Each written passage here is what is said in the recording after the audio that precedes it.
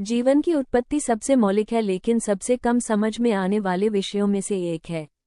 इस विषय के इर्द गिर्द कई वैज्ञानिक और दार्शनिक समस्याएं उभर रही हैं और इसमें अलौकिक जीवन भी शामिल है। जीवन की उत्पत्ति के लिए कई परिकल्पनाएं मौजूद हैं। जीवन की उत्पत्ति को एक अलौकिक घटना कहा जा सकता है जिसे भौतिकी, रसायन विज्ञान या किसी अन्य विज्ञान में समझाया नहीं जा सकता। जीवन बहुत ही कम समय में निर्जीव कणों से भी स्वतः उत्पन्न हो सकता है। जीवन सह शाश्वत है तथा इसकी शुरुआत का पता लगाने का कोई तरीका नहीं है, इसलिए जीवन पृथ्वी की उत्पत्ति के साथ ही आया या शुरू हुआ। प्रगतिशील रासायनिक प्रतिक्रियाओं की एक श्रृंखला के माध्यम से पृथ्वी पर जीवन बढ़ने लगा। ऐसी प्रतिक्रियाओं के लिए एक या अधिक अत्यधिक रासायनिक घटनाओं की भी आवश्यकता हो सकती है।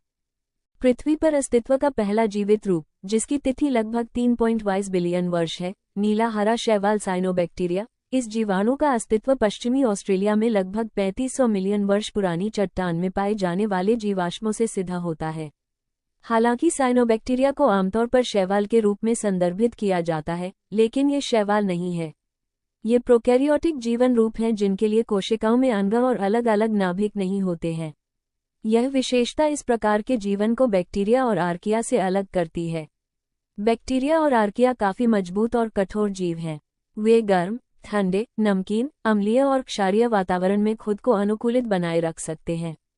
लेकिन कभी कभी रोगाणुओं को उनके रोग पैदा करने वाले स्वभाव के कारण बुरा नाम मिलता है। पृथ्वी के महासागरों से कार्बन यौगिकों पर पलने वाले सबसे शुरुआती और सरलतम जीवित रूपों में से एक प्रोकैरियोट्स है। साइनोबैक्टीरिया एक कदम आगे हैं। वे प्रकाश संश्लेषण के लिए पानी का उपयोग करते हैं और ऑक्सीजन उप-उत्पाद छोड़ते हैं। ऑक्सीजन वायुमंडल में जमा हो जाती है और ऑक्सीजन चयापचय करने वाले जीवों के विकास में मदद करती है। यूकेरियोटिक कोशिकाएं दो स्वतंत्र प्रोकैरियोटिक बैक्टीरिया के बीच सहजीवी संबंध द्वारा बनाई जा रही हैं। एक बैक्टीरिया दूसरे को निगल लेता है और छोटी कोशिका मूल कोशिका के अंदर मौजूद होती है, जो दोनों जीवित रूपों के लिए फायदेमंद है। इस प्रकार उन्होंने इस तरीके से खुद को अधिक उन्नत यूकेरियोटिक कोशिका के रूप में चिन्हित किया है।